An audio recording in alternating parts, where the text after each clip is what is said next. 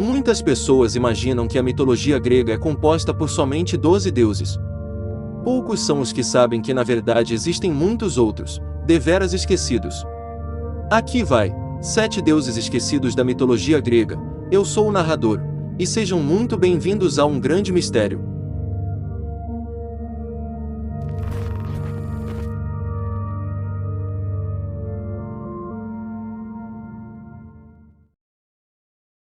Morfeu, deus do sonho. É o deus do sonho na mitologia grega. O seu nome, derivado do vocábulo grego que significa a forma, indica a sua função. Tem a habilidade de assumir qualquer forma humana e aparecer nos sonhos das pessoas. Como a maior parte das divindades do sono e dos sonhos, Morfeu é alado. Tem grandes asas rápidas, que batem sem fazer barulho, e o levam num ápice aos confins da terra. É um dos irmãos, em algumas versões menos confiáveis, é filho do deus Hipnos, do sono. Os irmãos de Hipnos, os oneiros, são personificações de sonhos, dentre eles Ícero e Fântaso. Morfeu foi mencionado na obra Metamorfoses de Ovídio como um deus que vive numa cama feita de ébano numa escura caverna decorada com flores. Morfeu é comumente confundido com seu irmão Hipnos, sendo este o deus do sono, e Morfeu, um dos deuses dos sonhos. Quando uma pessoa augura, vá para os braços de Morfeu, sugere ter um sono tranquilo, com bons sonhos, como se estivesse envolvido por este deus. A droga morfina tem seu nome derivado de Morfeu, visto que ela propicia ao usuário sonolência e efeitos análogos aos sonhos.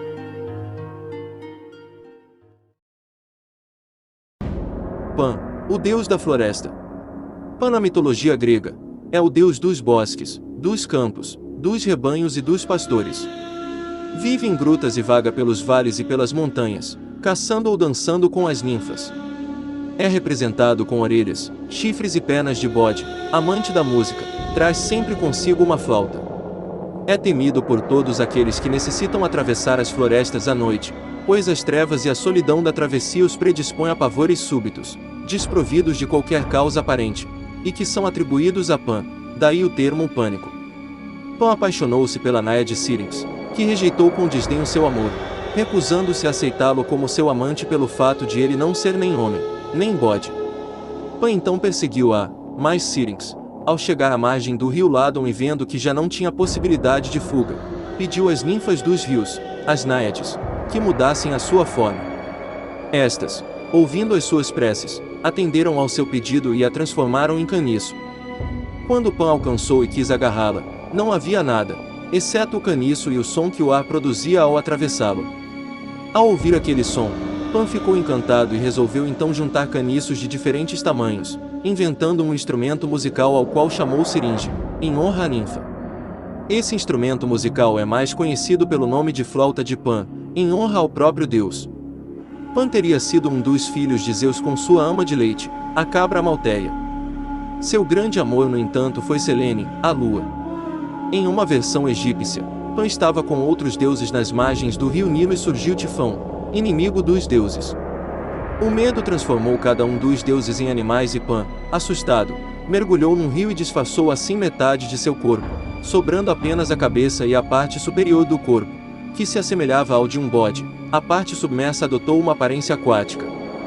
Zeus considerou este estratagema de Pan muito esperto, e como homenagem, transformou-o em uma constelação, a que seria Capricórnio.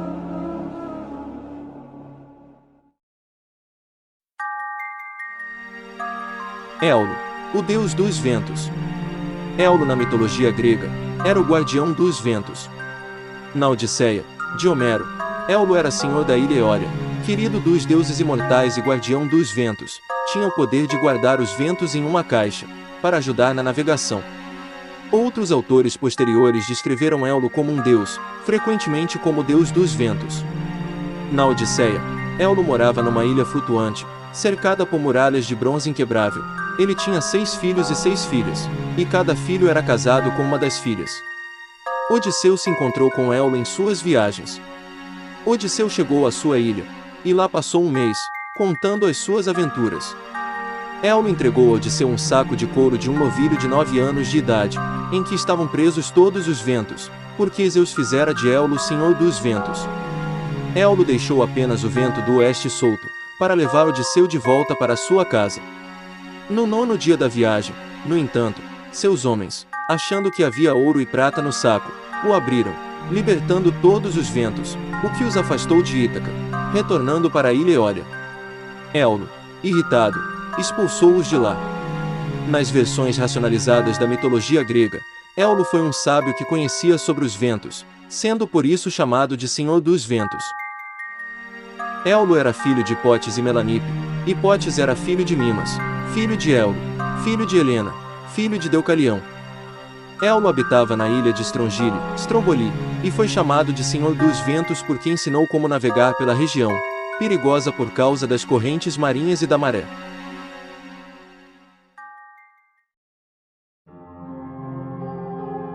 Momo, a deusa da ironia.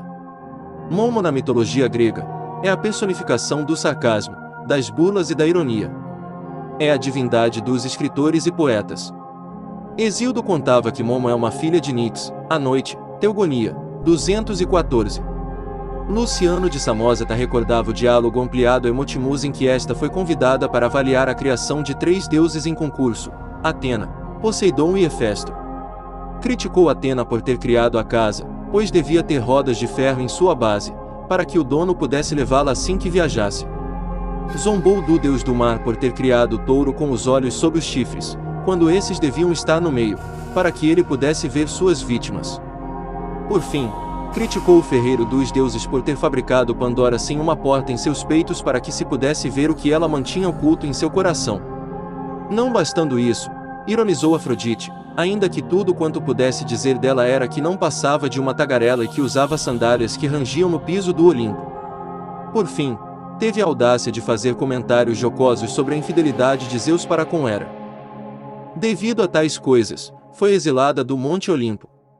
Porém, mais tarde, estando Zeus preocupado com o fato de que a Terra oscilava com o peso que a humanidade fazia, permitiu o retorno de Momo ao convívio do Olimpo desde que o ajudasse a descobrir um remédio para tal problema.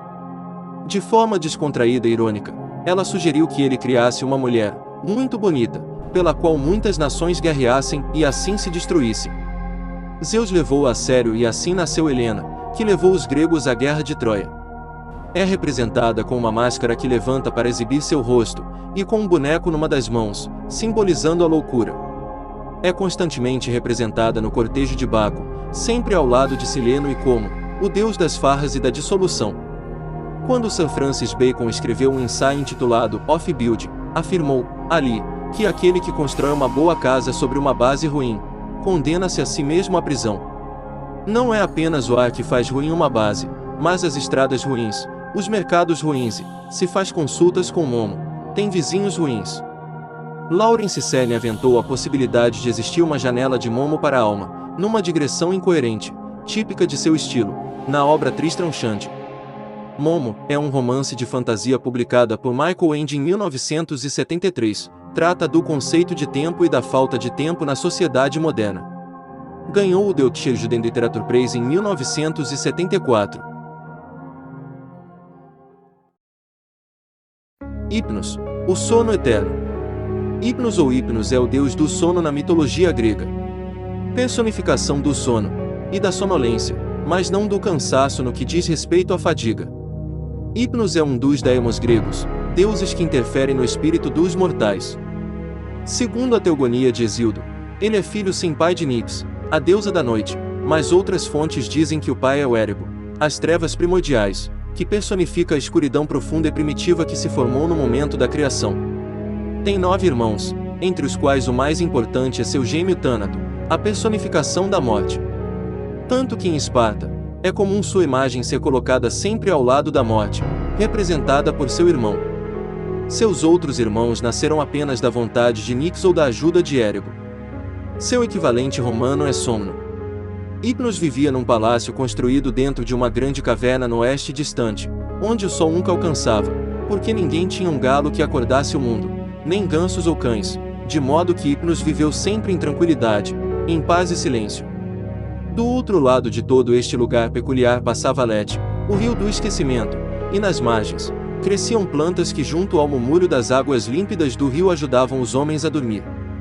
No meio do palácio existia uma bela cama, cercada por cortinas pretas onde Hipnos descansava, sendo que Morfeu tomava cuidado de que ninguém o acordasse.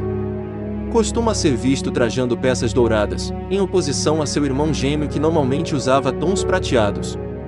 Também pode ser retratado como um jovem nu dotado de asas, tocando flauta. Às vezes é mostrado como adormecido em um leito de penas com cortinas negras à volta. Seus atributos incluem um chifre contendo ópio, um talo de papoula, um ramo gotejando água do rio Lete, esquecimento, e uma tocha invertida. Pausânias, em sua obra Descrição da Grécia, menciona diversas vezes a presença de estátuas de Hipnos ao lado de seu irmão Tânato. As Eríneas, personificações da vingança. As Eríneas na mitologia grega eram personificações da vingança.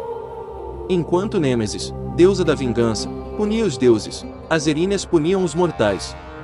Eram Tisífone, castigo, Megera, rancor, e Alecto, inominável. Na mitologia romana, eram chamadas Fúrias. Viviam nas profundezas do Tártaro, onde torturavam as almas pecadoras julgadas por Hades e Perséfone, seus pais.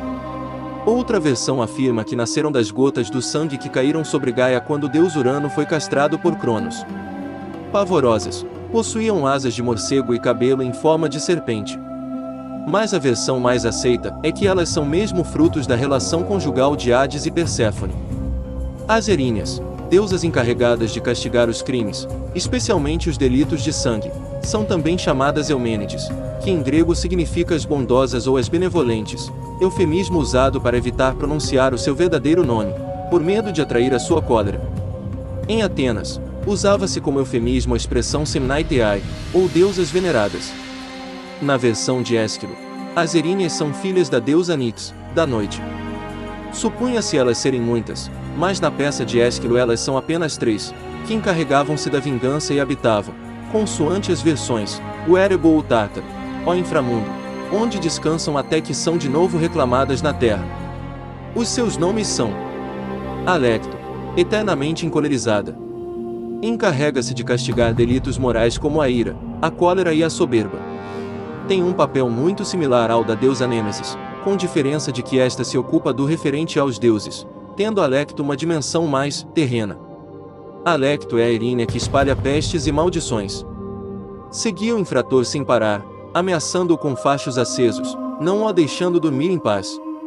Megera, que personifica o rancor, a inveja, a cobiça e o ciúme. Castiga principalmente os delitos contra o matrimônio, em especial a infidelidade. É a Erínia que persegue com a maior sanha, fazendo a vítima fugir eternamente. Terceira das fúrias de Ésquilo, grita ininterruptamente nos ouvidos do criminoso, lembrando-lhe das faltas que cometeu. Tisífone, a vingadora dos assassinatos, patricídio, fratricídio, homicídio.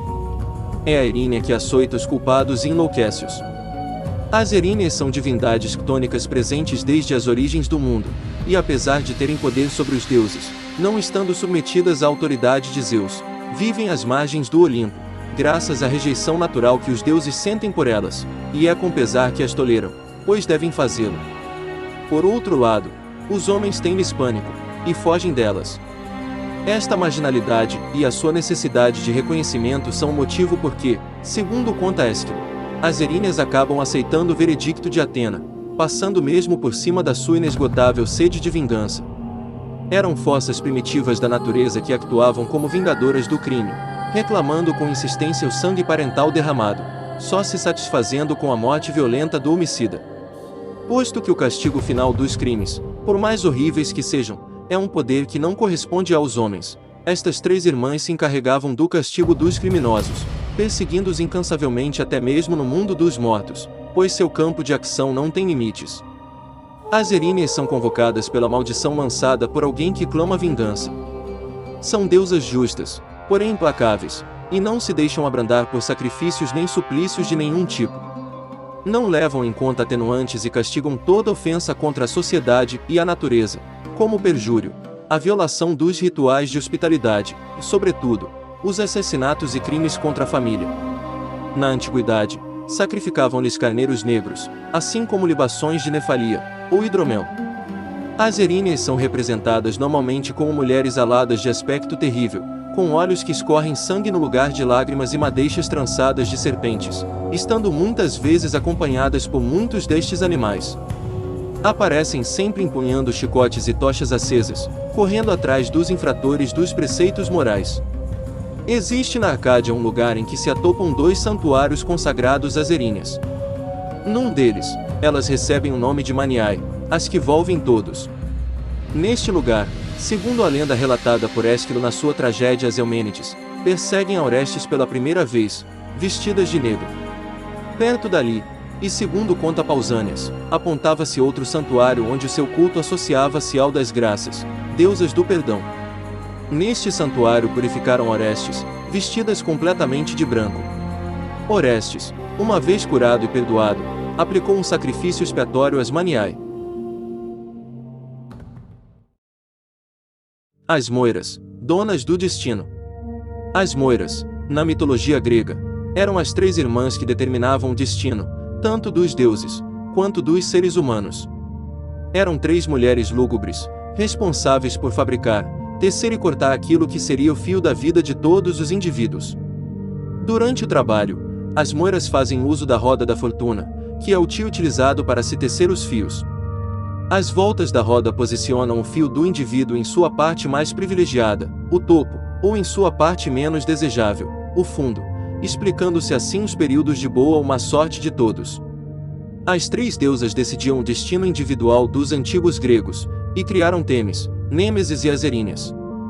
Pertenciam à primeira geração divina, os deuses primordiais, e assim como Nix, eram domadoras de deusas e homens. As Moiras eram filhas de Nix, a deusa da noite. Moira, no singular, era inicialmente o destino. Na Ilíada, representava uma lei que pairava sobre deuses e homens, pois nem Zeus estava autorizado a transgredi-la sem interferir na harmonia cósmica. Na Odisseia aparecem as Feandeiras. O mito grego predominou entre os romanos a tal ponto que os nomes das divindades caíram em desuso. Entre eles eram conhecidas por pacas chamadas Nona, Décima e Mota, que tinham respectivamente as funções de presidir a gestação e o nascimento, o crescimento e desenvolvimento, e o final da vida, a morte. Notar, entretanto, que essa regência era apenas sobre os humanos. Os poetas da antiguidade descreviam as moiras como donzelas de aspecto sinistro, de grandes dentes e longas unhas. Nas artes plásticas, ao contrário, aparecem representadas como lindas donzelas. As moiras eram. Cloto em grego significa fiar, segurava o fuso e tecia o fio da vida. Junto de Lítia, Ártemis e Hécate, Cloto atuava como deusa dos nascimentos e partos. Láquesis em grego significa sortear, puxava e enrolava o fio tecido. Láquesis atuava junto com Tique, Pluto, Moros e outros, sorteando o quinhão de atribuições que se ganhava em vida. Átropos em grego significa afastar, ela cortava o fio da vida. Átropos, juntamente a Tânato, Moros e Asqueres, determinava o fim da vida. Ainda há muitas outras histórias a serem contadas, mas por hoje é só. Se inscrevam no canal, deixe o like, e até a próxima.